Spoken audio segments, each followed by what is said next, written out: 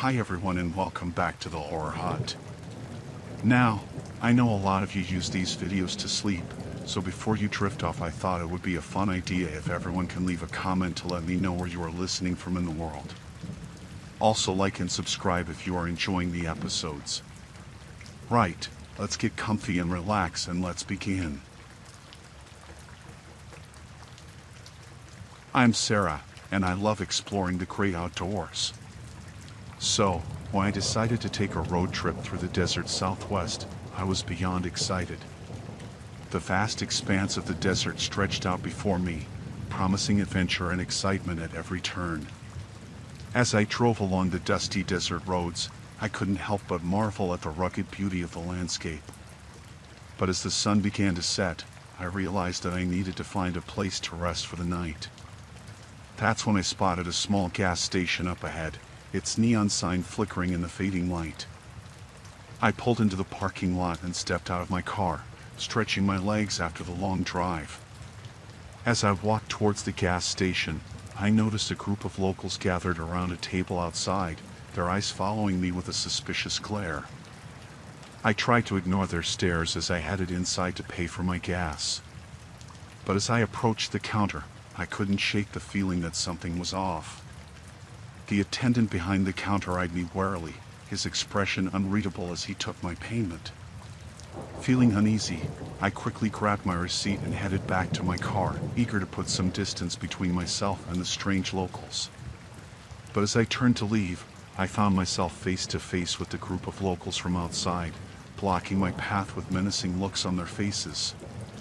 My heart began to race as I realized that I was trapped, surrounded by strangers in the middle of nowhere. I tried to push past them, but they only tightened their grip, their hands reaching for me with malicious intent. Panic surged through me as I fought to break free, but the group was too strong, overpowering me with their sheer numbers. I screamed for help, but the desert swallowed my cries, leaving me alone with my terror. Desperate for escape, I lashed out with all the strength I had, landing blows against my attackers as I fought for my freedom. But they were relentless, their grip tightening with each passing moment. Just when I thought all hope was lost, I saw a glimmer of light in the darkness, the headlights of an approaching car. With renewed determination, I fought my way towards the vehicle, my breath coming in ragged gasps as I stumbled towards safety. As the car pulled up beside me, I flung open the door and tumbled inside, relief flooding through me as I realized that I was finally safe.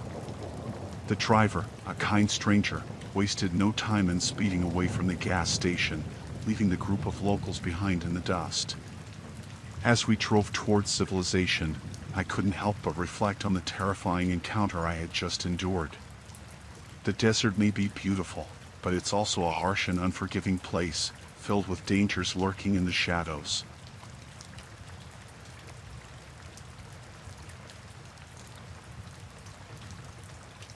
I'm just an average guy who loves spending time with my family.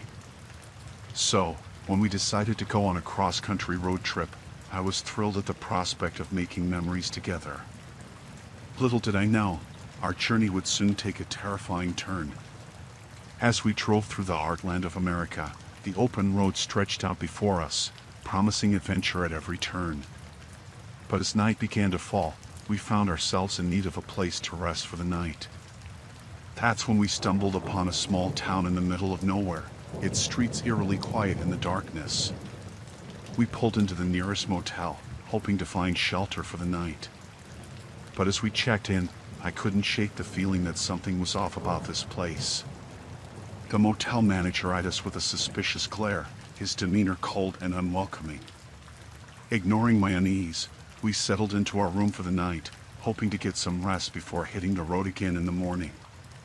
But as we drifted off to sleep, I couldn't shake the feeling of unease that lingered in the air. In the dead of night, we were awakened by a loud banging on our door, sending shivers down my spine. I cautiously approached the door, my heart pounding in my chest as I peered through the peephole. To my horror, I saw a group of menacing figures standing outside, their faces obscured by the darkness. Without a moment's hesitation, I bolted the door shut, desperate to keep my family safe from whatever lurked outside.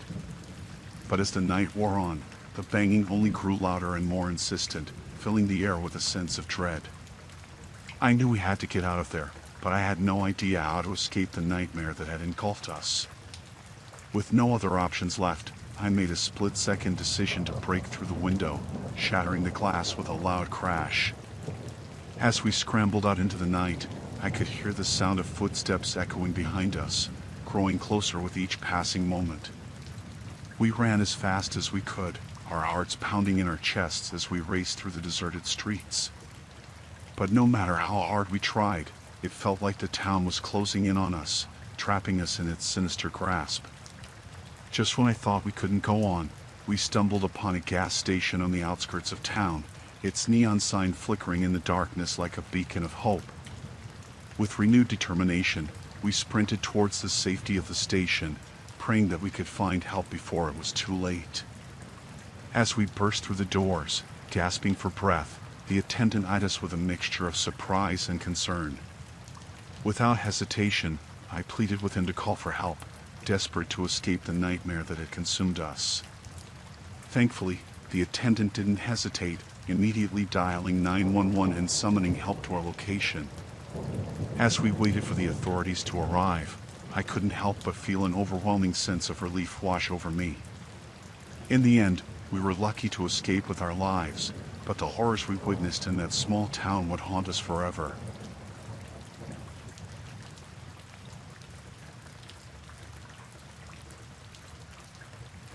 I was embarking on a solo road trip along the scenic Pacific Coast Highway, eager for adventure and new experiences.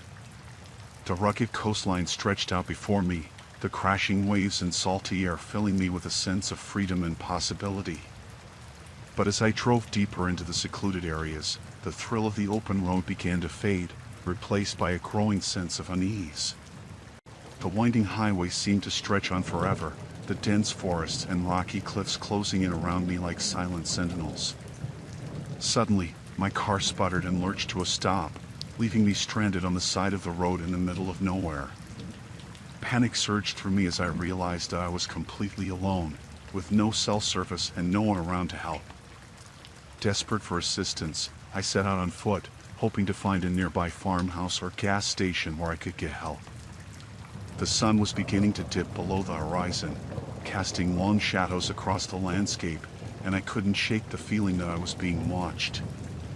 After what felt like hours of walking, I finally spotted a farmhouse nestled among the trees, its windows glowing warmly in the fading light. Relief flooded through me as I hurried towards it, my heart pounding in my chest. But as I approached the farmhouse, a chill ran down my spine. There was something off about the place, something that sent alarm bells ringing in the back of my mind. Summoning all of my courage, I knocked on the door, hoping that whoever lived there would be able to help me. But as the door creaked open, my blood ran cold. Standing before me was a man, his eyes dark and unreadable, his expression inscrutable. He welcomed me inside with a smile, but there was something about him that set my teeth on edge. Ignoring my instincts, I stepped into the farmhouse, my senses on high alert as I took in my surroundings. The interior was dimly lit and cluttered, with strange symbols adorning the walls and shelves filled with mysterious objects.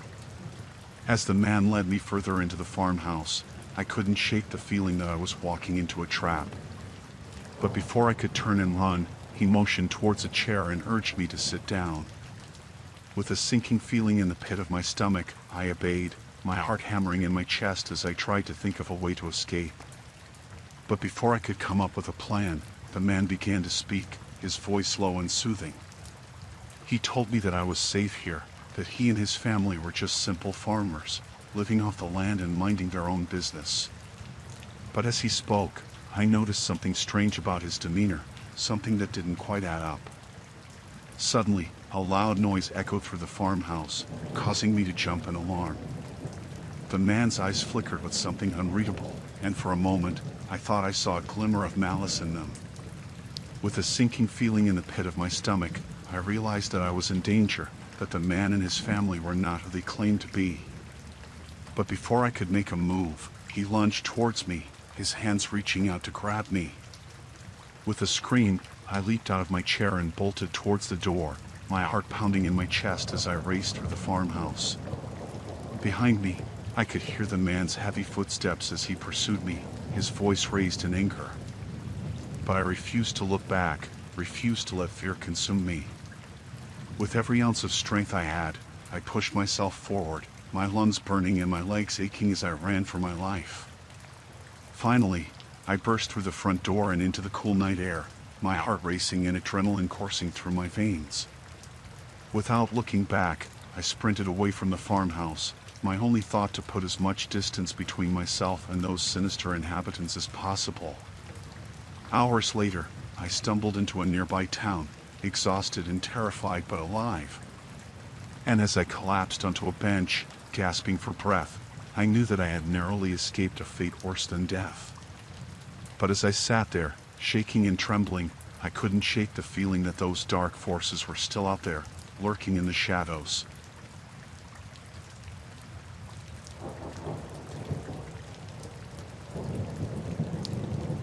So, I'm this guy who's always looking for adventure, you know? I love getting out into the great outdoors and exploring new places. That's why I decided to take a trip to the Pacific Northwest, where I heard there are some amazing hidden gems just waiting to be discovered. One day, I stumbled upon this remote mountain road that seemed like the perfect place to explore. The scenery was breathtaking, with towering trees and rugged cliffs stretching as far as the eye could see. As I drove deeper into the wilderness, I couldn't shake the feeling that I was being watched. It was like I could sense someone or something lurking in the shadows, just out of sight. Suddenly, I heard the sound of gunshots echoing through the trees, sending a chill down my spine. I knew I had to be careful, but I couldn't shake the feeling of unease that washed over me. That's when I saw them, a group of rough-looking men emerging from the forest, their faces twisted into sinister grins. It was clear from the looks in their eyes that they viewed me as nothing more than prey in their deadly game. With adrenaline pumping through my veins, I knew I had to think fast if I wanted to survive. I floored the gas pedal, my heart pounding in my chest as I raced down the winding mountain road, desperate to escape the hunters hot on my trail. But no matter how fast I drove, it felt like they were always one step ahead of me, their shouts and laughter echoing in the distance. It was like they were toying with me, enjoying the thrill of the chase as they closed in for the kill. As I rounded a sharp bend in the road, I saw a steep drop-off looming ahead, with jagged rocks waiting to greet me below. I knew I had to make a split-second decision if I wanted to survive. With no other options left, I slammed on the brakes and swerved off the road, my car careening over the edge of the cliff in a cloud of dust and debris. As I plummeted towards the ground below, I braced myself for impact, praying that I would make it out alive. Miraculously, I survived the fall, though my car was left a mangled wreck at the bottom of the cliff. With adrenaline still coursing through my veins, I stumbled out of the wreckage and into the dense forest, desperate to put as much distance between me and the hunters as possible. For hours, I trudged through the wilderness, my muscles aching and my heart pounding in my chest. Every rustle of leaves and snapping twigs sent me into a panic, fearing that the hunters were still hot on my trail. But as the sun began to dip below the horizon, I finally stumbled upon a clearing where I could catch my breath and collect my thoughts. I knew I couldn't stay in one place for long, but I needed a moment to rest and gather my strength before pressing on. As night fell and the forest grew cloaked in darkness, I huddled beneath the shelter of a towering tree, my eyes darting nervously to and fro in search of any signs of danger. I knew I couldn't let my guard down for a second if I wanted to make it out of this alive. Hours passed in agonizing silence, broken only by the occasional hoot of an owl or the distant howl of a wolf. I felt like I was teetering on the edge of madness, my mind racing with thoughts of the horrors that awaited me if the hunters found me. But just as I was about to lose hope, I heard the distant rumble of an engine in the distance, growing louder with each passing moment. It was the sound of salvation, the promise of rescue from the nightmare that had consumed me. With a newfound sense of determination, I rose to my feet and followed the sound of the approaching vehicle, my heart pounding with anticipation. And as the headlights pierced the darkness and bathed me in their warm glow, I knew that I had finally made it out alive. In the end, I may have escaped with my life, but the memory of that harrowing encounter will haunt me forever. It's a stark reminder of the dangers that lurk in the wild, waiting to ensnare unsuspecting adventurers like me in their deadly trap.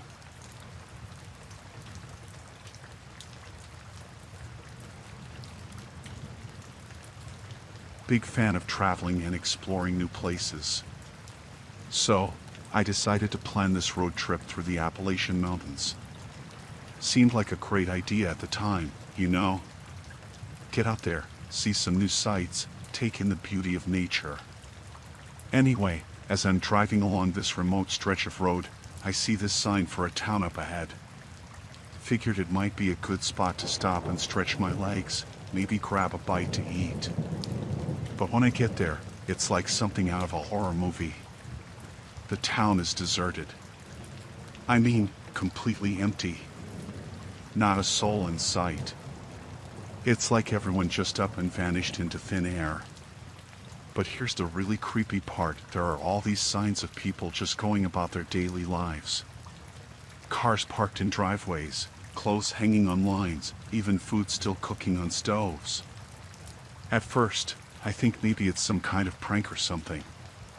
But the longer I stick around, the more I realize that something seriously messed up is going on here. I mean, what kind of town just empties out like that? So, being the curious person I am, I start poking around, trying to figure out what happened.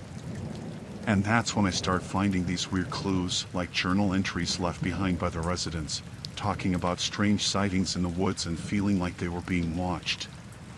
The whole thing gives me the creeps, but I can't help feeling drawn to unraveling the mystery. I mean, how often do you stumble upon something like this in real life, right? As I explore further, I start to notice other strange things, like the way the trees seem to whisper secrets to each other as the wind rustles through their leaves, or the way the shadows seem to dance in the corners of my vision. It's like the whole town is alive with some kind of energy, and I can't shake the feeling that I'm being watched. But every time I turn around, there's nobody there.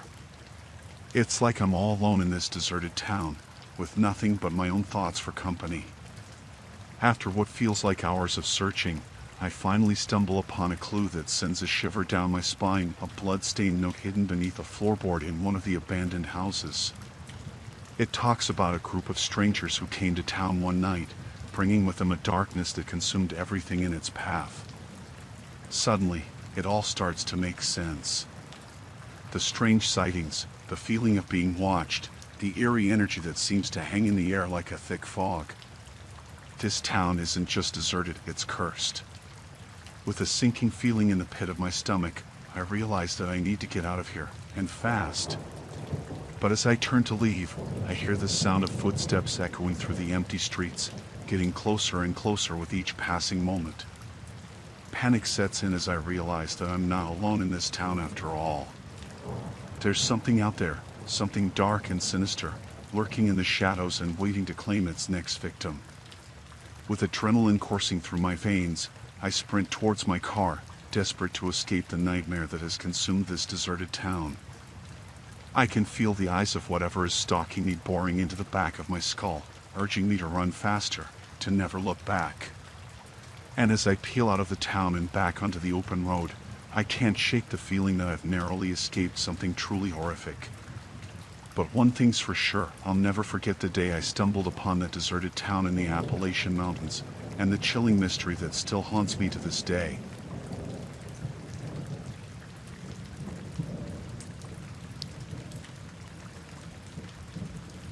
So, me and my dad were on this road trip down south. You know, just trying to bond and spend some quality time together. We'd been driving for hours, and we were both pretty tired, so we decided to pull off the highway and find a place to rest for a bit.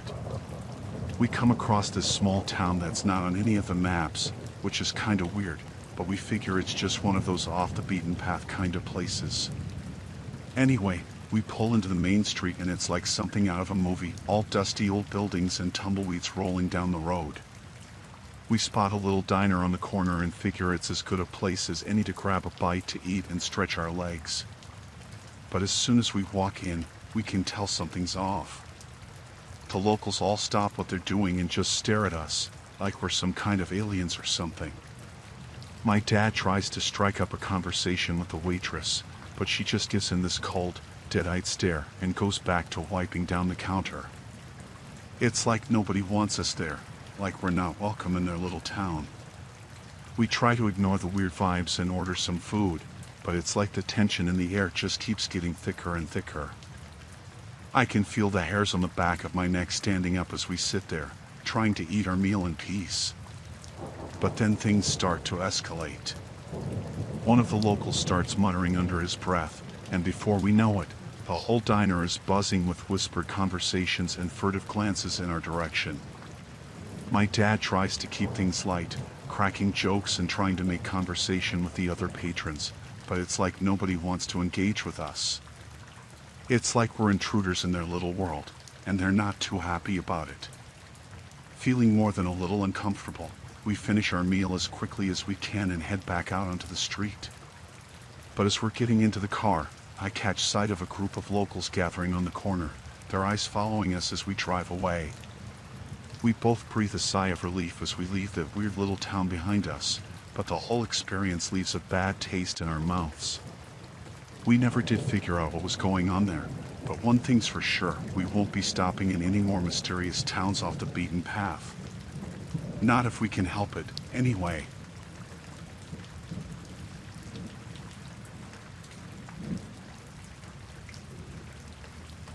So, me and my wife were on this road trip, just trying to get away for a bit and enjoy some time together. We'd been driving for a while, and everything was going great until we noticed this truck behind us. At first, we didn't think much of it. I mean, it's not unusual to see other vehicles on the road, right? But as we kept driving, we started to realize that this truck wasn't just following us, it was tailgating us, getting closer and closer with each passing mile. I tried to shake it off, speeding up a bit and then slowing down, but no matter what I did, the truck stayed right on our tail, like it was glued to our bumper or something. My wife started to get really freaked out, and I have to admit, I was starting to feel pretty nervous myself. I mean, who follows someone like that, especially out in the middle of nowhere? We decided to pull off the highway at the next exit, hoping to lose the truck in the maze of side streets and back roads. But no matter where we went, the truck was right there behind us, like it was playing some twisted game of cat and mouse. By this point, my heart was pounding in my chest, and I could feel the panic rising in my throat. I didn't know what this person wanted from us, but I knew we had to get away from them, and fast. We kept driving, trying to put as much distance between us and the truck as possible. My wife was on the phone with the police, but out here in the middle of nowhere, it felt like we were on our own. Finally, after what felt like hours of tense silence, we spotted a gas station up ahead. We pulled in, hoping that maybe the presence of other people would scare off our pursuer. But as we got out of the car and headed inside, I couldn't shake the feeling that we were being watched.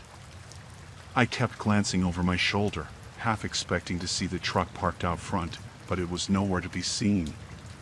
We hurried inside, trying to act casual even though every instinct was screaming at us to run. My wife went to use the restroom while I paid for the gas, and I tried to keep an eye on the door, just in case. But when my wife came out of the restroom, she was pale as a ghost. She whispered something to me, her voice barely audible over the sound of the cashier ringing up our purchase. I felt a chill run down my spine as I realized what she was saying. The truck, it was parked outside, waiting for us. We were trapped, with nowhere to run and no one to help us. I quickly paid for the gas and grabbed my wife's hand, pulling her towards the door.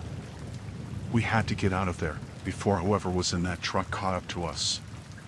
We burst out of the gas station and ran to our car, throwing ourselves inside and slamming the doors shut behind us. I started the engine and peeled out of the parking lot, not caring about the screeching tires or the startled looks of the people inside. As we sped away from the gas station, I glanced in the rearview mirror and saw the truck pulling out onto the road behind us, its headlights shining like the eyes of some predatory beast. But this time, we weren't going to let it catch us.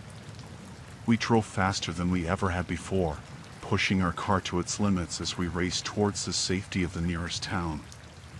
And finally, after what felt like an eternity of terror, we saw the lights of civilization up ahead. We pulled into the town, breathing a sigh of relief as we left our pursuer behind us.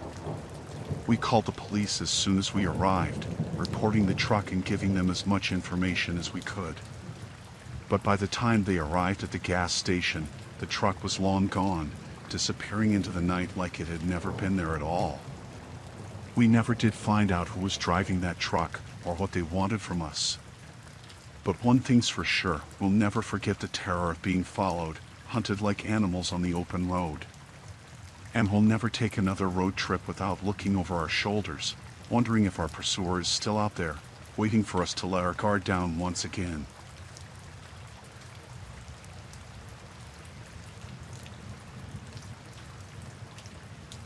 Picture this, I'm on this backpacking trip through Europe, just trying to see as much of the continent as I can. I've been traveling for weeks, hopping from one city to the next, and everything's been going great so far. But then I decide to take this detour through the countryside of Eastern Europe. I mean, I've heard it's beautiful out here, with all the rolling hills and quaint little villages.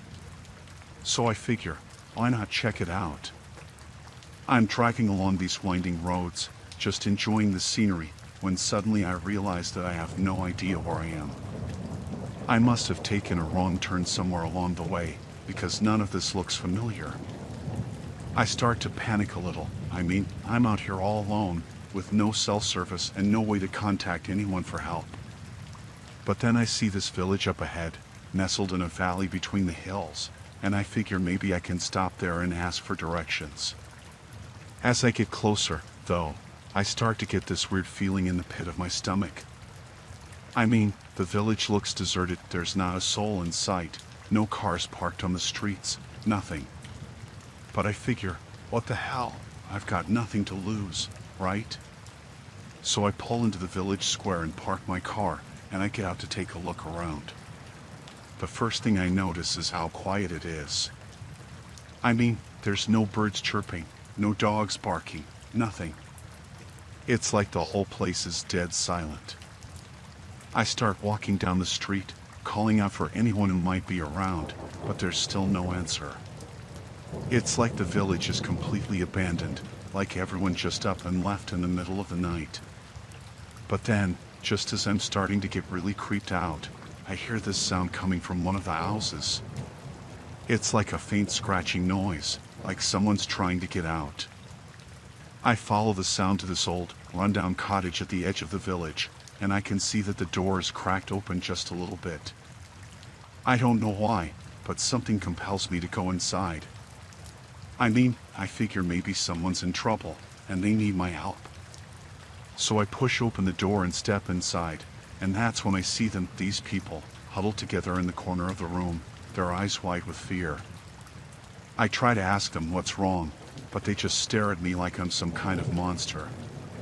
And that's when I notice something else. There's this smell in the air, this sickly sweet smell that makes my stomach churn.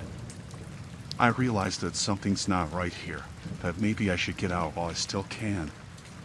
But before I can even turn around, I hear this voice behind me, low and menacing. I spin around, and there's this guy standing in the doorway, blocking my only way out. He's tall and lean, with this wild look in his eyes that makes my blood run cold. He starts talking to me, but I can't even make out what he's saying. It's like his words are coming from some other place, some other time, and all I can focus on is the fear twisting in my gut. I try to run, but he's faster than me, and before I know it, he's grabbed me by the arm and dragged me out of the cottage and into the street. I struggle against him, but he's too strong, and soon I'm surrounded by these other people, all of them staring at me with those same wide, terrified eyes. I realize then that I'm in serious trouble, that these people aren't going to let me go without a fight. And that's when I know I have to do something, anything, to get out of here alive.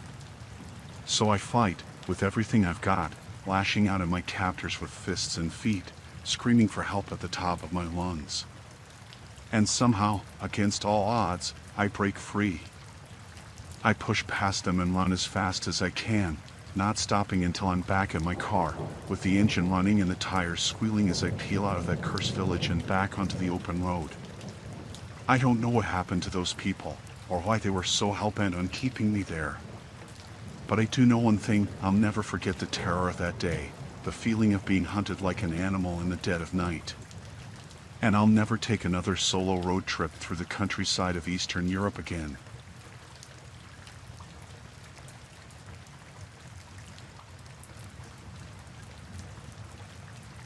Me and my husband were on this road trip along the California coastline, just trying to enjoy some quality time together after our wedding. We're driving along these winding roads, the ocean stretching out beside us, and everything's going great.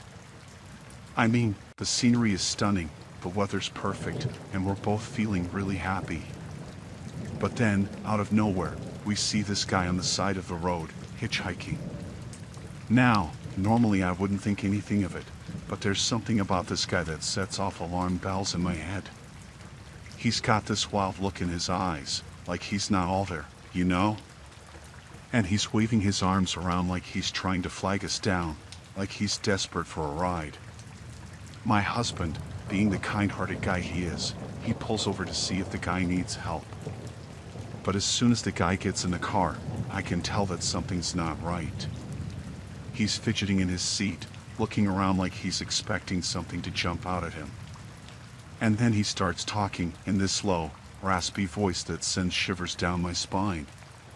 He's saying all kinds of crazy stuff about how he needs to get to the next town because he's being chased by some people who want to kill him. And I'm just sitting there, frozen in my seat, trying to ignore the sinking feeling in my stomach. But then things start to get really weird. The guy starts reaching into his pockets, pulling out these knives and other weapons, and my heart starts pounding in my chest. I can see the fear in my husband's eyes, but he's trying to stay calm, trying to reason with the guy and get him to put the weapons away. But it's like the guy's not even listening to us. He's just ranting and raving, waving his weapons around like he's ready to use them at any moment. And that's when I know that we're in serious danger, that this guy isn't just some harmless hitchhiker looking for a ride. He's a threat, a real threat, and we need to get away from him as fast as we can. I start pleading with my husband to drive, to get us out of there before it's too late. And finally, thank God, he listens to me, slamming his foot down on the gas pedal and speeding away from the crazy hitchhiker as fast as the car will go. I can hear the guy yelling behind us, screaming threats and curses as we disappear into the distance. But I don't care. All I care about is getting as far away from him as possible, and making sure that me and my husband are safe. We drive for what feels like hours, the adrenaline pumping through our veins as we put as much distance between us and the hitchhiker as we can. And finally, when we're sure that he's nowhere near us anymore, we stop the car and catch our breath. We sit there in silence for a while, both of us trying to process what just happened. And then my husband turns to me, his eyes filled with concern, and he asks me if I'm okay. And I nod, because even though I'm still shaking with fear, I know that we're safe now, that we made it out of that nightmare alive. But even now, weeks later, I still can't shake the memory of that deranged hitchhiker, and the terror of knowing that our lives were in his hands. It's a road trip I'll never forget, for all the wrong reasons.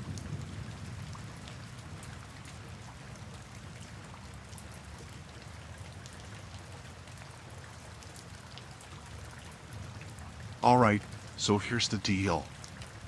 I'm a retired detective, right? And I'm just trying to enjoy my retirement by taking a road trip to visit some old friends in the Midwest. Sounds pretty chill, doesn't it? Well, let me tell you, it turned out to be anything but. So, I'm driving along these quiet country roads, enjoying the scenery and reminiscing about the good old days. But then, out of nowhere, I come across this small town that just gives me the creeps. I mean, there's something about the place that feels off, you know? But being the curious guy that I am, I decide to stop and check it out anyway. I mean, what's the harm, right? Well, turns out, that was a big mistake. As soon as I step out of my car, I can feel eyes on me, like I'm being watched. And when I try to strike up a conversation with some of the locals, they clam up real quick, like they've got something to hide. Now, being a retired detective, I've got a nose for trouble, and something about this town just doesn't sit right with me. So, I start asking around, trying to dig up some dirt on what's going on. And let me tell you, what I find out is not pretty. Turns out, this town is crawling with corruption and murder, and the locals are all in on it. I try to keep a low profile, but before I know it, I've stumbled onto something big. Something that could blow the lid off this whole operation. But of course, that's when things start to go south. I start getting followed, threatened, you name it. It's like these people will stop at nothing to keep their secrets buried. I try to stay one step ahead of them, using all my old detective skills to outsmart them. But it's not easy, let me tell you. These guys are ruthless, and they'll do whatever it takes to protect their interests. I find myself getting deeper and deeper into the thick of it, uncovering more and more evidence of their crimes. And the worst part is, I'm all alone out here, with no backup to call on. But I refuse to back down. I've spent my whole life fighting for justice, and I'm not about to stop now. So, I keep pushing forward, gathering as much evidence as I can and trying to stay one step ahead of my pursuers. And finally, after what feels like an eternity, I manage to crack the case wide open. I expose the corruption, I bring the murderers to justice, and I finally put an end to the reign of terror that's been plaguing this town. And let me tell you, it feels damn good to know that I made a difference. That I used my skills to uncover the truth and bring closure to the families of the victims. So yeah, maybe my road trip didn't turn out quite like I expected. But in the end, I wouldn't change a thing. Because sometimes, you've got to confront the darkness head on, no matter how scary it might be.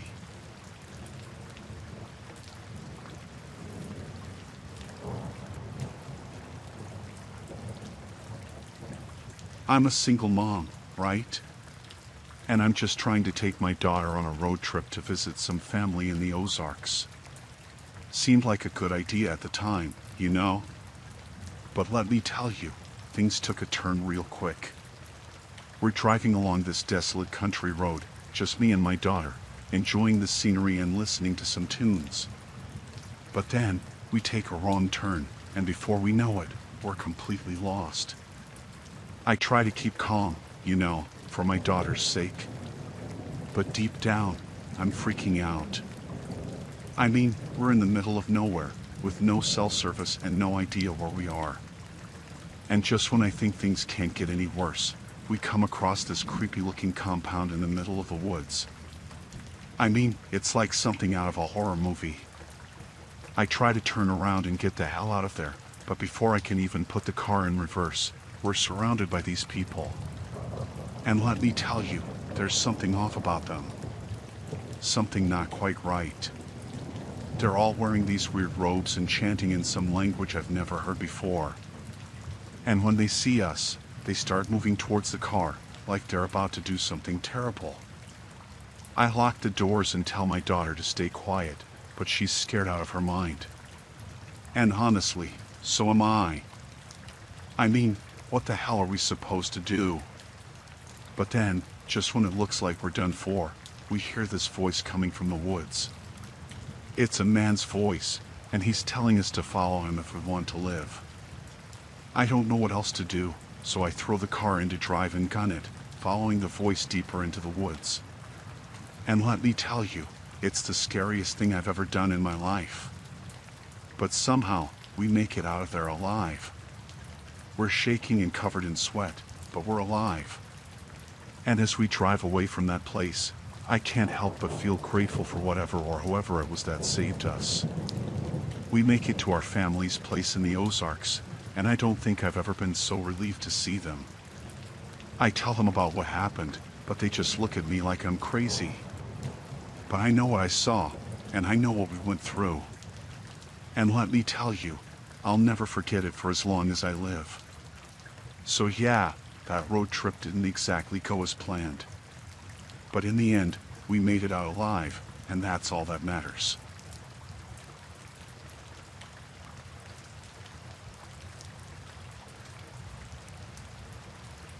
I was on mission, traveling to a remote desert town to investigate reports of strange occurrences. My heart pounded with excitement and trepidation as I navigated the dusty roads, the vast expanse of sand stretching out endlessly around me. As I arrived in the town, I couldn't shake the feeling of unease that settled over me like a heavy blanket. The streets were deserted, the buildings crumbling and abandoned, and an eerie silence hung in the air. Undeterred, I set out to interview the locals, hoping to uncover the truth behind the rumors that had brought me here. But as I spoke with them, I quickly realized that there was something deeply wrong with this place. The townsfolk were wary and guarded, their eyes flickering with fear as they spoke in hushed whispers. They told me of strange lights in the sky, of mysterious disappearances, and of a pervasive sense of dread that hung over the town like a dark cloud. Determined to get to the bottom of the mystery, I delved deeper into my investigation, scouring old newspaper archives and interviewing anyone who would talk to me. But the more I learned, the more terrified I became. I uncovered reports of secret government experiments, of shadowy figures lurking in the desert, and of a hidden underground facility where unspeakable horrors were said to take place. As I pieced together the puzzle, I realized that I had stumbled upon something far more sinister than I had ever imagined. The town was a hotbed of conspiracy and intrigue, and I was in way over my head. But I couldn't turn back now, couldn't abandon my quest for the truth. So I pressed on, my nerves frayed and my senses on high alert as I delved deeper into the darkness. As I delved deeper into the darkness, I began to attract unwanted attention. Strange men in suits began following me, their eyes cold and calculating as they watched my every move. I knew that I was in danger, that I had stumbled upon something that powerful people would kill to keep hidden. But I refused to be intimidated, refused to let fear dictate my actions. With every step I took, the noose tightened around my neck, the shadows closing in around me like a vice. But I refused to back down, refused to let them silence me. Finally, I uncovered the truth, a horrifying revelation that shook me to my core. The town was a testing ground for a top-secret government project, a place where human lives were expendable and morality was a distant memory. But as I raced to expose the truth, I found myself trapped in a web of lies and deception, with nowhere to turn and no one to trust. I was alone, hunted by forces far beyond my comprehension. With nowhere left to run, I made a desperate gambit, broadcasting my findings to the world in a last-ditch effort to expose the truth. And as I waited for the inevitable backlash, I braced myself for the storm that was about to descend upon me. But to my surprise, help arrived in the form of a group of brave activists who had been monitoring my broadcasts. Together, we fought back against the forces of darkness, shining a light into the darkest corners of the conspiracy.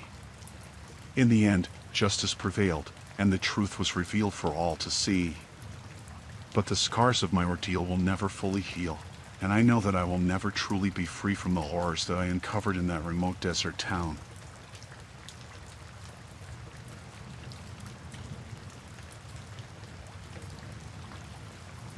I was on assignment, driving through the Louisiana bayou to investigate a series of mysterious disappearances that had been plaguing the area. The air was thick with humidity, and the dense canopy of trees cast long shadows over the swampy marshland. As I made my way deeper into the bayou, a sense of unease settled over me like a heavy weight. The silence was deafening, broken only by the occasional chirping of crickets and the distant croak of frogs. But as I drove on, my car suddenly lurched to a halt, the engine sputtering and dying. Panic surged through me as I realized that I was stranded in the middle of nowhere, with no one around to help me. With no other option, I stepped out of the car and surveyed my surroundings, the eerie stillness of the bayou sending shivers down my spine. I knew that I needed to find help, and fast, before whatever had caused my car to break down found me. As I trudged through the muck and mire of the swamp, I couldn't shake the feeling that I was being watched, that unseen eyes were following my every move. But I pushed on, driven by the need to uncover the truth behind the disappearances that had brought me here. But as night fell, the bayou took on a sinister new life, the darkness seeming to swallow me whole. Every rustle of the underbrush, every distant splash, sent a jolt of fear through me, and I quickened my pace, desperate to escape the suffocating grip of the swamp. But then, just as I began to lose hope, I heard a voice calling out to me from the darkness. Relief flooded through me as I followed the sound, hoping against hope that I had finally found help. But as I drew closer, the voice took on a sinister edge, and I realized with horror that it was not human. Panic seized me as I turned to run, but it was too late. Something grabbed hold of me from behind, dragging me down into the murky depths of the swamp. I struggled and fought with all my strength, but whatever had me in its grasp was too strong. I could feel its cold, clammy hands closing around my throat, choking the life out of me. But then, just when I thought all hope was lost, I heard the sound of approaching footsteps.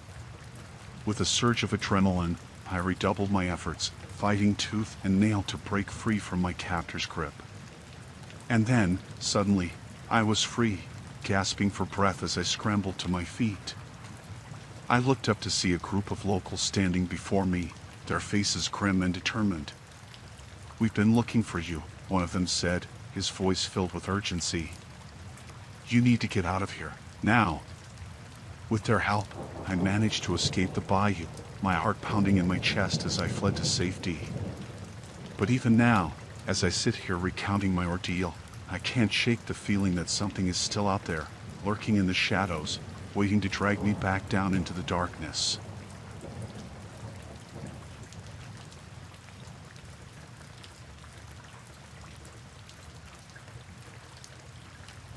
I'm a musician, been on tour for a while now.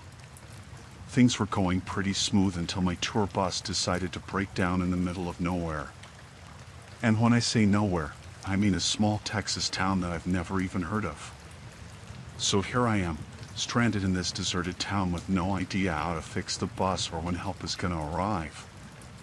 I figure I might as well make the most of it and explore the place while I wait. But let me tell you, this town gives me the creeps. The streets are empty, and the buildings look like they haven't been touched in years. It's like something out of a zombie movie. As I wander around, I start to notice something strange about the few people I do see. They're all staring at me with these blank expressions, like they're sizing me up or something. I try to brush it off and keep exploring, but the feeling of being watched just won't go away. It's like I can feel eyes on me from every direction. And then, just when I think things can't get any weirder, I stumble upon this old abandoned factory on the outskirts of town. It's massive, with broken windows and graffiti covering the walls. I figure I might as well check it out, see if there's anything interesting inside. But as soon as I step through the door, I realize I've made a huge mistake. The place is pitch black, and I can hear strange noises coming from deeper inside. I try to turn back, but before I can even take a step, I feel something grab me from behind. I struggle and fight, but whatever it is, it's too strong. It drags me deeper into the darkness, and I can feel my heart pounding in my chest. I try to call out for help, but my voice is drowned out by the sounds of whatever is in there with me. And then, just when I think I'm done for, I see a glimmer of light up ahead. I fight with everything I've got, and finally, I break free and stumble out into the open air. I collapse on the ground, gasping for breath and covered in sweat. I have no idea how long I was in there or what happened, but I know one thing for sure: I need to get out of this town, and fast. I scramble to my feet and run as fast as I can, not stopping until I'm back in the relative safety of the main street. But even then, I can't shake the feeling that something is still out there, watching me. I manage to flag down a passing car and hitch a ride back to civilization. I don't know what the hell was going on in that town, and frankly, I don't want to stick around long enough to find out. I make it back to my tour bus and wait for the mechanic to arrive. When he finally does, I waste no time getting the hell out of there, putting as much distance between me and that cursed town as possible. I may never know what really happened in that place, but one thing's for sure, I'll never forget the terror I felt while I was there. And I'll be damned if I ever set foot in that town again.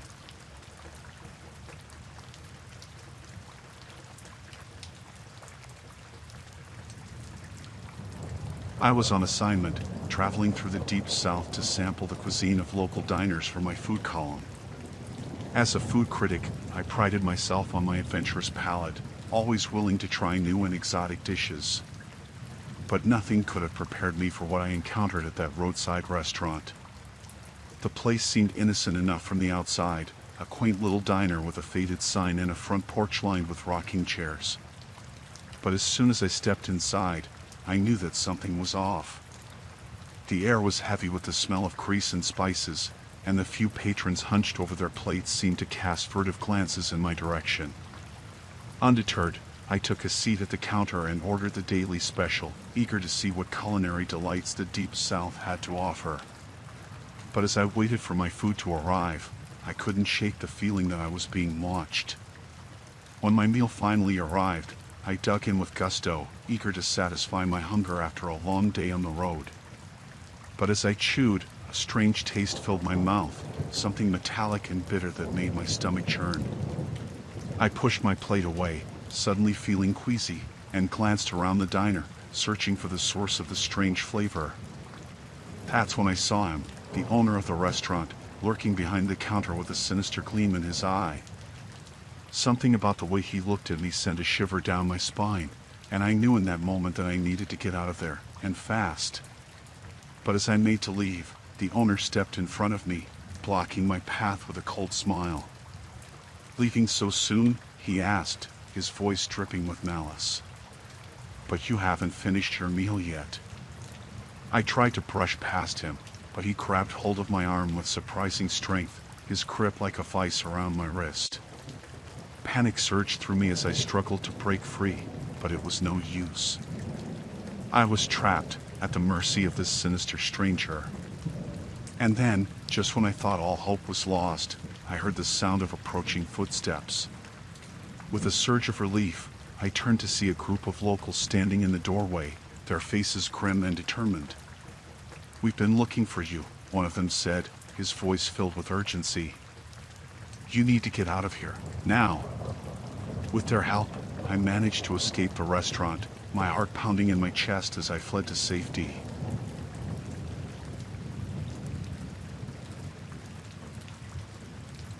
I'm a retired soldier, been through my fair share of battles. But nothing could have prepared me for what I encountered on that road trip through the Appalachian Mountains. I was on a mission, you could say. A mission to confront my past, to come to terms with the things I'd seen and done during my time in the military. But as I drove deeper into the mountains, I started to feel like I was being watched. Like there were eyes on me from every direction. I tried to shake off the feeling and focus on the road ahead, but it just kept getting stronger. And then, out of nowhere, I stumbled upon a group of people camped out in the woods. At first, I thought they were just hikers or something. But as I got closer, I could see that they were armed to the teeth and wearing some kind of uniform. I should have turned around and hightailed it out of there right then and there. But something inside me told me to stay and find out what was going on. So I parked my car and approached them cautiously, trying to keep my guard up despite the sinking feeling in my gut. They didn't seem hostile at first, just a bunch of guys talking about survival tactics and preparing for the end of the world. But the longer I stayed, the more I started to realize that something wasn't right. There was this tension in the air, like they were all waiting for something to happen. And then, one of them pulled me aside and whispered something about a game they liked to play. I didn't know what he was talking about at first, but then he started going on about how they liked to hunt people for sport. How they were waiting for the perfect prey to come along. I tried to play it cool and act like I was interested, but inside I was freaking out. I knew I had to get out of there before they realized who I really was. So I made up some excuse about needing to get back on the road and said my goodbyes. But as I turned to leave, I could feel their eyes boring into my back. I made it back to my car and peeled out of there as fast as I could, not stopping until I was miles away from the creepy campsite. I tried to put it out of my mind and focus on my original mission, but I couldn't shake the feeling that those survivalists were still out there, waiting for their next victim. I kept driving, pushing deeper into the mountains in search of answers. But everywhere I went, it felt like they were one step ahead of me. I started to feel like I was losing my mind, like I was trapped in some kind of twisted nightmare. But I refused to give up, refused to let those psychos get the best of me. And then, just when I was starting to lose hope, I stumbled upon a group of park rangers out on patrol. I told them everything about the survivalists and their sick game. They didn't waste any time launching an investigation, and before I knew it, they had rounded up the whole group and put them behind bars. I breathed a sigh of relief, knowing that I had done my part to put an end to their reign of terror.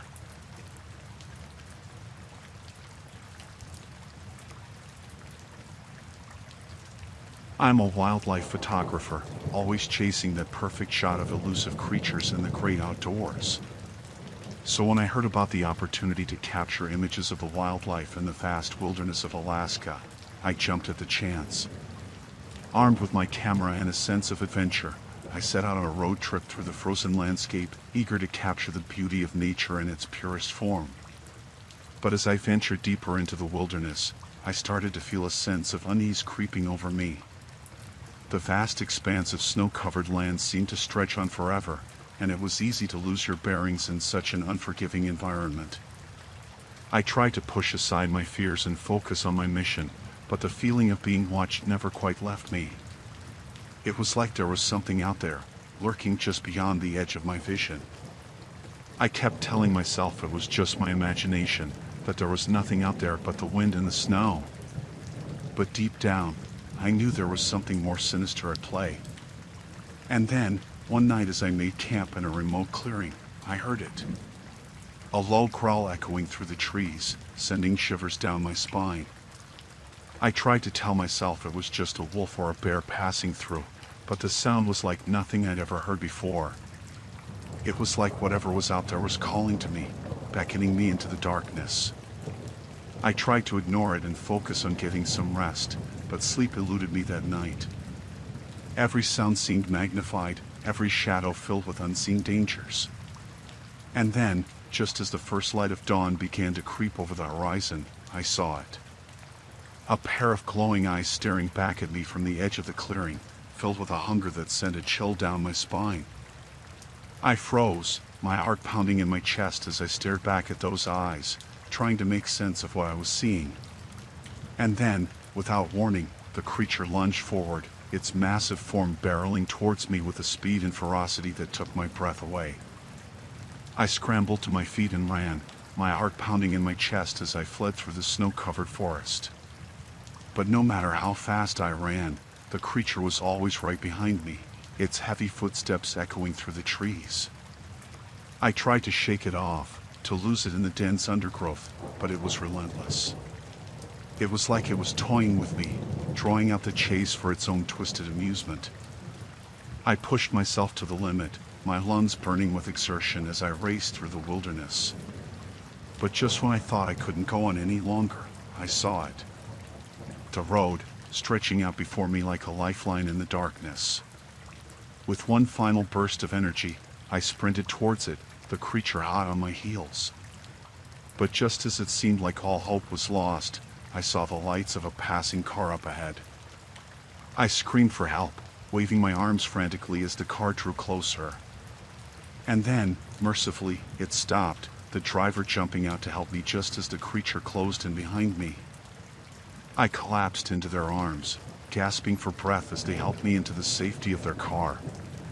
And as we drove away into the night, leaving the creature far behind us, I knew that I had narrowly escaped a fate worse than death. But even now, as I sit here writing this, I can't shake the feeling that the creature is still out there, waiting for its next victim in the vast wilderness of Alaska.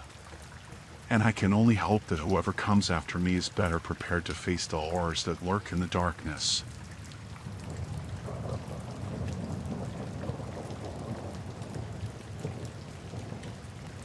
I was out in the Australian outback, seeking adventure and excitement in the rugged wilderness. The vast expanse of desert stretched out before me, and I relished the challenge of exploring its untamed terrain. But as I drove deeper into the heart of the outback, disaster struck. My car sputtered and died, leaving me stranded in the middle of nowhere with no one around for miles. Panic surged through me as I realized the gravity of my situation. The outback was unforgiving, and I knew that I needed to find help fast if I was going to survive.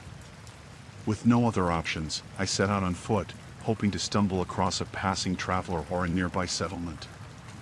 But as I trudged through the scorching heat, my thirst grew more intense, and my energy began to wane. Just when I thought I couldn't go on any longer, I spotted a group of figures on the horizon. Relief flooded through me as I stumbled towards them, desperate for assistance. But as I drew closer, my heart sank. The figures were not human, but a pack of feral dingoes, their hungry eyes fixed on me with predatory intensity. Fear gripped me as I realized that I was their prey now, alone and defenseless in the vast emptiness of the outback. With no other choice, I turned and fled, the sound of their snarls echoing in my ears as they gave chase. I ran as fast as I could, my heart pounding in my chest as I raced across the desert, the relentless sun beating down on me from above. But no matter how hard I tried, I couldn't shake the feeling that the dingoes were closing in on me, their hot breath on my heels. With every step, my energy waned, and I knew that I couldn't keep this up much longer.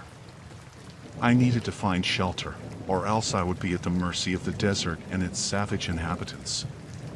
Just when I thought all hope was lost, I spotted a rocky outcrop in the distance.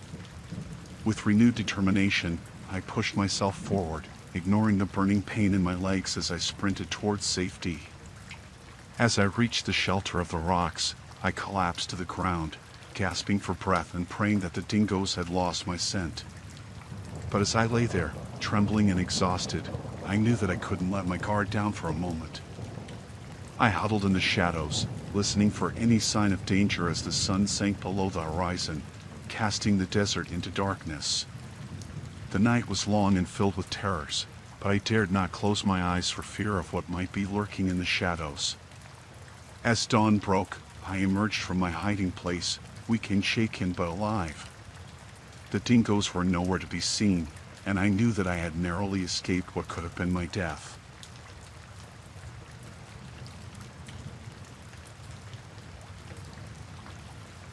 I'm a travel blogger, always on the lookout for the next great adventure to share with my readers. So when I heard about the abandoned ghost towns of the American West, I knew I had to see them for myself. Armed with my camera and a sense of excitement, I set out on a road trip to document these forgotten places, eager to uncover their secrets and share them with the world. But as I arrived at my first destination, I couldn't shake the feeling of unease that settled over me. The town seemed deserted at first glance, but there was something off about it, something that sent a chill down my spine. I tried to push aside my fears and focus on my mission, but the sense of foreboding only grew stronger as I explored the empty streets and dilapidated buildings. And then, as I rounded a corner, I saw them. A group of figures lurking in the shadows, their eyes following my every move with a hunger that made my blood run cold. I froze, my heart pounding in my chest as I tried to make sense of what I was seeing.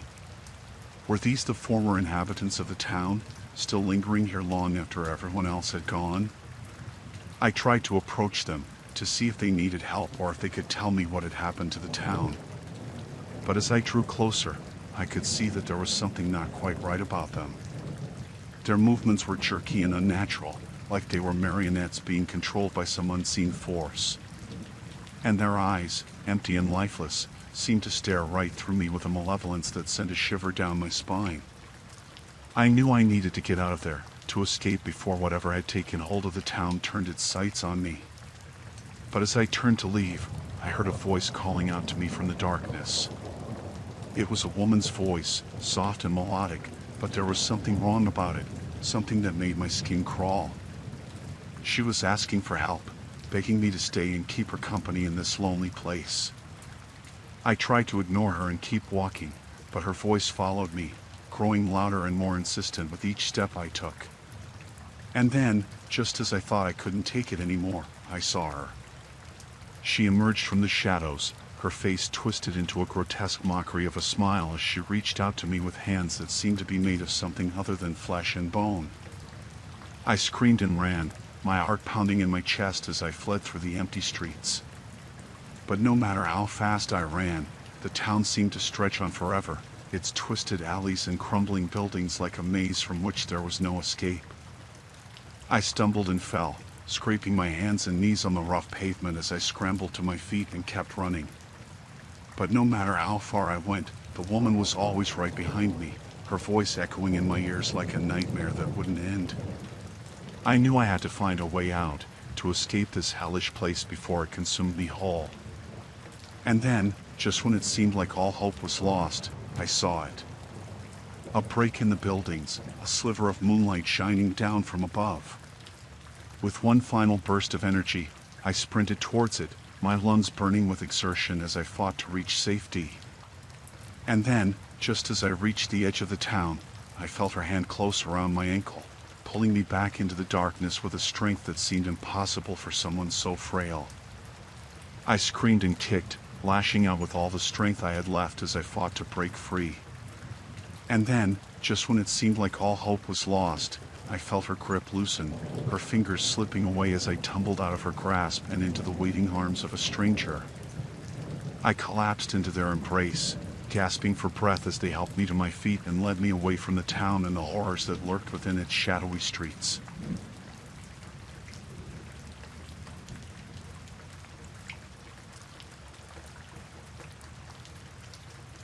I had been driving for hours, the road stretching endlessly before me as I journeyed through the desolate landscape. It was getting late, and exhaustion was beginning to take its toll. I knew I needed to find a place to rest for the night, somewhere safe where I could recharge before continuing my journey. That's when I spotted it, a rundown motel nestled on the side of the road, its neon sign flickering weakly in the darkness. Pulling into the parking lot, I felt a shiver run down my spine as I surveyed the dimly lit building. It looked like something straight out of a horror movie, but desperate times called for desperate measures. I parked my car and gathered my belongings, steeling myself for whatever awaited me inside. As I stepped through the front door, a musty smell assaulted my senses, and I suppressed a gag as I made my way to the front desk. The clerk behind the counter eyed me with a mixture of boredom and suspicion, but I ignored his stare as I requested a room for the night. He handed me a key without a word, and I quickly made my way down the narrow hallway to my assigned room. The corridor was eerily quiet, the only sound echoing footsteps against the linoleum floor. Entering my room, I felt a wave of relief wash over me as I closed the door behind me. But that relief was short-lived as I surveyed the dingy interior. The wallpaper was peeling, the carpet stained with unknown substances, and a chill hung in the air that had nothing to do with the temperature outside. I quickly locked the door and set about making myself as comfortable as possible, though the thought of sleep seemed impossible in such a place. I tried to distract myself with my phone, scrolling through social media in an attempt to forget where I was. But as the minutes ticked by, I couldn't shake the feeling of unease that settled over me like a heavy blanket. Every creak of the floorboards, every rustle of the curtains sent my heart racing, and I found myself jumping at shadows in the dim light. And then I heard it, a faint scratching coming from somewhere outside the room. I froze, my breath catching in my throat as I strained to listen. The scratching grew louder, more insistent, and I felt a cold sweat break out across my skin. I considered calling the front desk, but something held me back, a primal instinct warning me not to draw attention to myself. Instead, I crept over to the window and cautiously peered outside, my heart pounding in my chest. What I saw sent a jolt of fear straight through me. There, lurking in the shadows just beyond the pool of light cast by the motel's flickering sign, was a figure. It was tall and gaunt, its features obscured by the darkness, but I could feel its eyes boring into me with an intensity that made my blood run cold. I stumbled back from the window, my mind racing with panic. Who was this person, and what did they want with me? I knew I had to get out of there, but the thought of leaving the safety of my room was almost too much to bear. But then I heard it again, the scratching, now accompanied by a low, guttural growl that sent shivers down my spine. With a surge of adrenaline, I made up my mind. I had to leave, and I had to leave now. Gathering my courage, I flung open the door and bolted down the hallway, my heart pounding in my ears. I could hear footsteps behind me, echoing off the walls, and I knew I was being pursued. I didn't dare look back, didn't dare slow down, until I reached the front desk where the clerk stood, staring at me with wide eyes. Without a word, I thrust the key into his hand and dashed out the door, the cool night air hitting me like a punch to the chest. I didn't stop running until I reached my car, and even then, I didn't feel safe. I fumbled with the keys, my hands shaking so badly I could barely hold them, until finally, I managed to start the engine and peel out of the parking lot, leaving the motel and its sinister inhabitants far behind me. As I drove into the night, I couldn't shake the feeling of dread that clung to me like a shadow. Who were those people, and what did they want with me?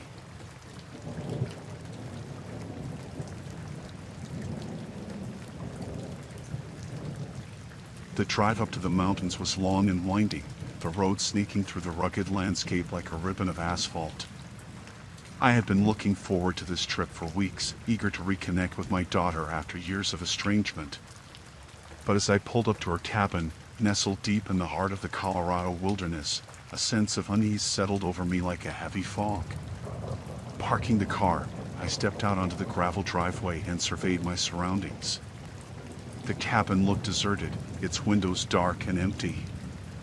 I called out for my daughter, but there was no response, only the distant sound of the wind whispering through the trees. My heart pounding in my chest, I approached the front door and tried the handle, but it was locked tight. With a sinking feeling in the pit of my stomach, I pulled out my spare key and let myself in, the door creaking ominously on its hinges as I pushed it open.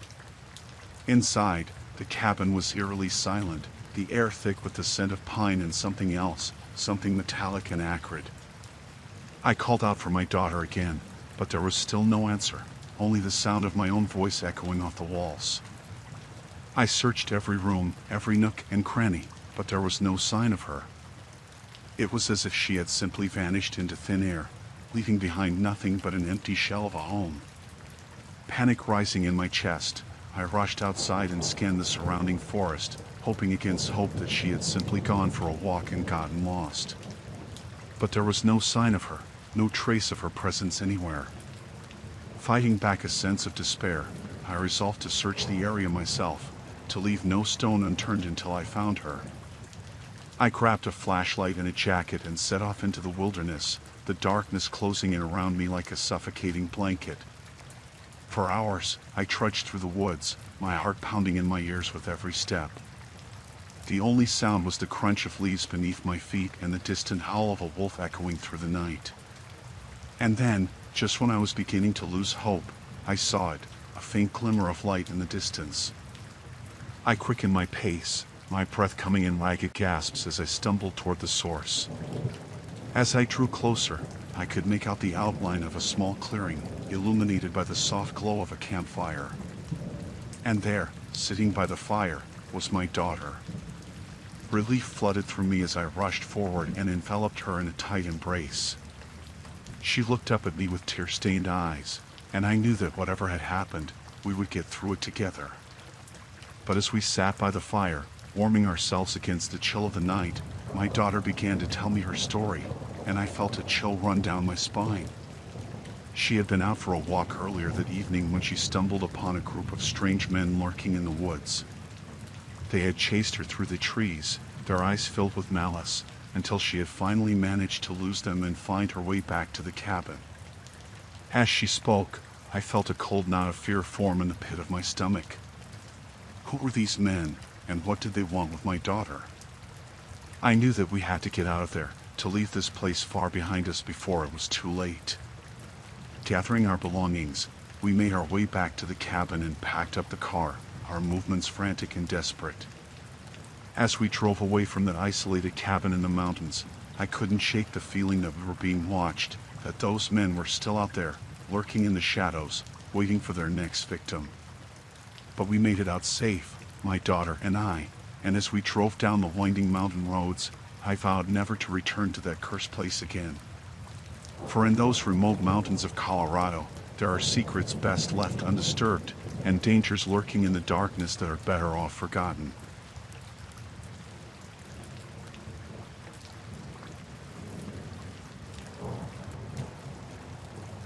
I had been driving for hours, the monotony of the journey broken only by the occasional flicker of my headlights illuminating the darkened forest on either side of the highway.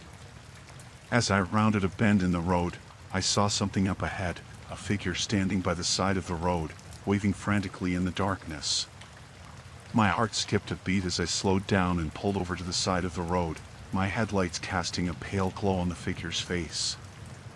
I rolled down the window and called out to the person, asking if they needed help. But as they stepped into the light, I felt a chill run down my spine. There was something off about them, something that sent alarm bells ringing in the back of my mind. Their eyes were wild and unfocused, darting back and forth as if searching for something unseen.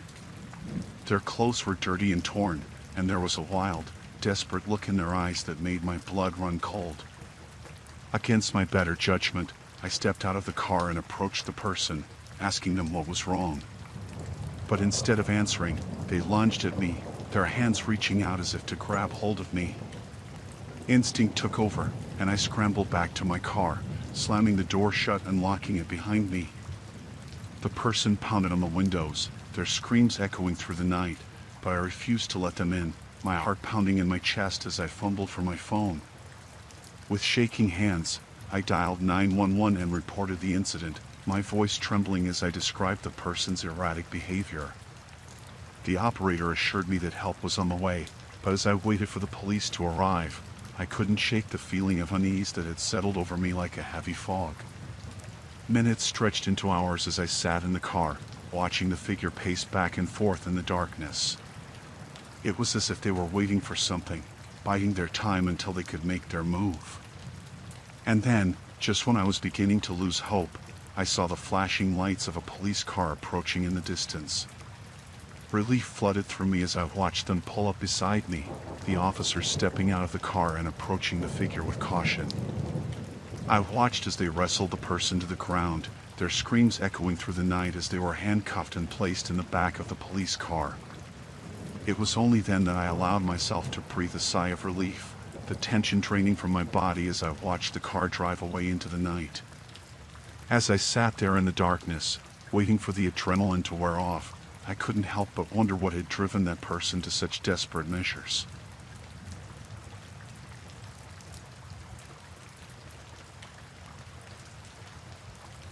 The road stretched out endlessly before me, winding its way through the heart of the countryside as I drove on my cross-country road trip.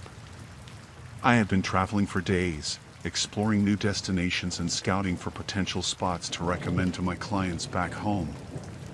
As the sun began to dip below the horizon, casting long shadows across the landscape, I decided it was time to find a place to rest for the night.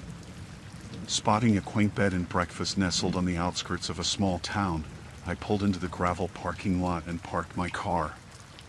The building looked charming and inviting, its warm lights glowing softly through the windows as if beckoning me inside. Stepping out of the car, I stretched my tired limbs and made my way to the front door, the crunch of gravel beneath my feet echoing in the stillness of the evening. As I entered the inn, I was greeted by the warm aroma of home-cooked food and the sound of soft music playing in the background. The innkeeper, A kindly-looking woman with silver hair and a warm smile welcomed me and showed me to my room. It was cozy and inviting, with floral wallpaper and a plush bed that looked like it would be perfect for a good night's sleep. As I settled in for the night, I couldn't shake the feeling that something was off about the inn. There was an air of secrecy about the place, a feeling that there were hidden depths lurking beneath its charming exterior. Unable to shake my unease, I decided to do a little exploring. Slipping out of my room, I made my way down the narrow hallway, the floorboards creaking beneath my feet as I went. I came to a staircase leading down to the basement and hesitated for a moment before descending into the darkness below. The air was cool and musty, and I felt a shiver run down my spine as I stepped into the dimly lit room below. As my eyes adjusted to the darkness, I saw rows of shelves lining the walls, each one stacked with jars filled with strange, unidentifiable substances. My heart began to race as I realized that I had stumbled upon something sinister, something that I was never meant to see. Before I could make sense of what I was seeing, I heard footsteps echoing in the darkness behind me. Whirling around, I saw the innkeeper standing in the doorway, her smile replaced by a cold, calculating expression. I knew then that I was in danger, that I had stumbled upon something far more sinister than I could have ever imagined. With adrenaline coursing through my veins, I turned and fled, racing back up the stairs and out into the night. As I sprinted across the parking lot to my car, I heard the sound of pursuit behind me, the innkeeper's voice calling out for me to stop. Ignoring her cries, I fumbled with my keys and threw myself into the driver's seat, slamming the door shut behind me and locking it tight. With trembling hands, I started the engine and peeled out of the parking lot, leaving the bed and breakfast far behind me. As I drove into the night, I couldn't shake the feeling of dread that had settled over me, the fear that I had narrowly escaped a fate far worse than anything I could have imagined. But one thing was for sure, I would never forget the terror of that night, the feeling of being hunted like prey in the darkness of that quaint little inn.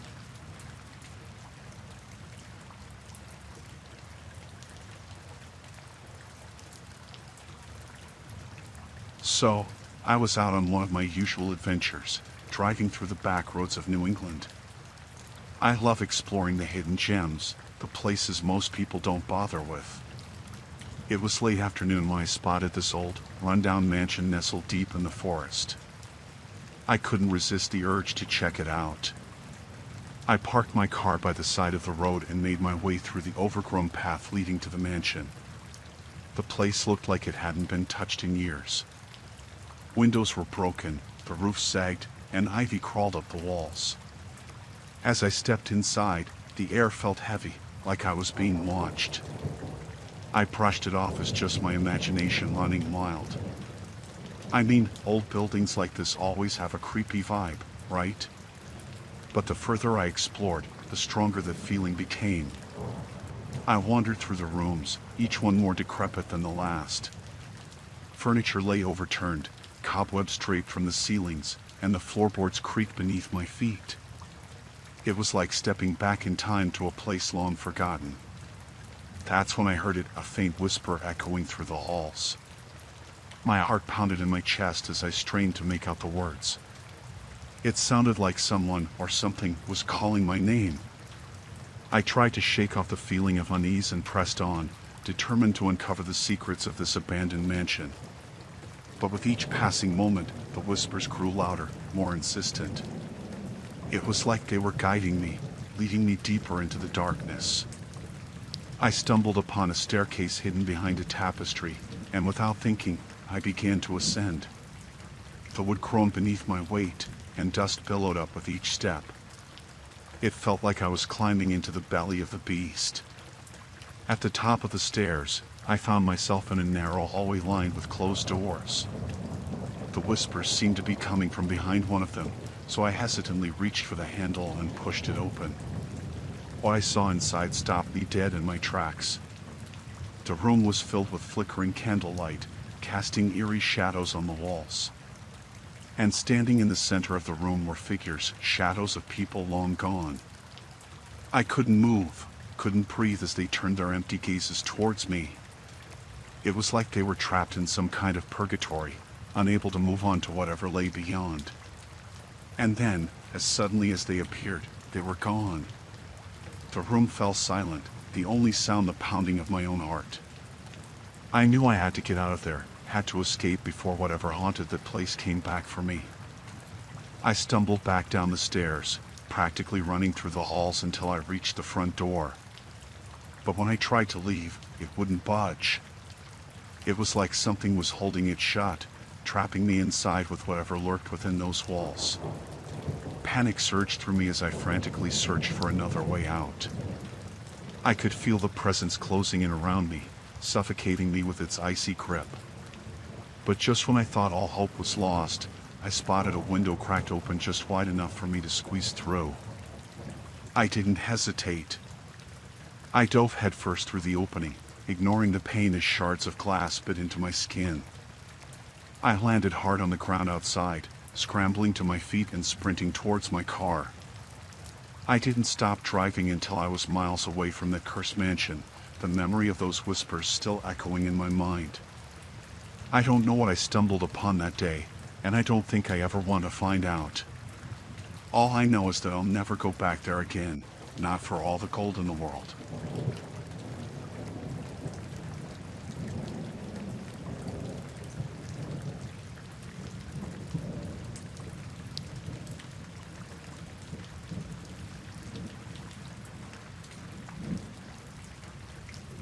I was driving my truck through the back roads of Louisiana, trying to avoid a traffic jam on the interstate. The sun was setting, casting long shadows across the empty fields and swamps that stretched out on either side of the road. As I rounded a bend, I saw a figure standing by the side of the road, her thumb outstretched in a silent plea for a ride. She was dressed in tattered clothes, her hair wild and unkempt, and something about her sent a shiver down my spine. Against my better judgment, I pulled over and rolled down the window, asking if she needed a lift. She didn't say a word, just nodded silently and climbed into the cab. I tried to make small talk as we drove, but she remained silent, her eyes fixed on the road ahead with an intensity that made my skin crawl. As we passed through the darkening countryside, I couldn't shake the feeling that something was off about the woman. Her presence seemed to weigh heavy on me, filling the cab with an oppressive sense of dread. Suddenly, she spoke, her voice low and raspy. She asked me to take her to a remote farmhouse deep in the bayou, warning me not to stray from the path. I nodded, my heart pounding in my chest as I followed her directions, the winding roads growing darker with each passing mile. When we finally arrived at the farmhouse, I felt a sense of relief wash over me. But as I helped the woman out of the truck, I noticed a strange mark on her wrist, glowing faintly in the moonlight. Before I could ask about it, she disappeared into the darkness, leaving me alone in the silence of the bayou. I tried to shake off the encounter as I climbed back into my truck and continued on my way. But as I drove, I couldn't shake the feeling that something was watching me from the shadows, waiting to pounce. Hours passed, and still, the feeling of unease lingered, growing stronger with each passing mile. I tried to focus on the road ahead, but my mind kept drifting back to the mysterious woman and the farmhouse in the bayou. As I rounded another bend in the road, I saw her again, standing by the side of the road with her thumb outstretched. Panic surged through me as I realized that I had been driving in circles, trapped in some kind of twisted nightmare. I slammed on the brakes and turned the truck around, desperate to escape the cursed road and the woman who haunted it. But no matter how fast I drove, I couldn't seem to shake her. She appeared at every turn, her presence growing more sinister with each passing moment. I knew then that I was caught in some kind of supernatural trap, a pawn in a game I couldn't hope to understand. With no other options, I turned off the road and into the swamp, hoping to lose her in the dense tangle of trees and underbrush. But the woman followed, her laughter echoing through the darkness as I stumbled through the muck and mire. I ran until my legs gave out beneath me, collapsing to the ground in exhaustion and despair. I was lost, alone, and at the mercy of forces beyond my comprehension. But just when I thought all hope was lost, I heard the sound of voices in the distance. It was a search party, come to rescue me from the clutches of the bayou. With their help, I was able to escape the cursed road and the woman who haunted it.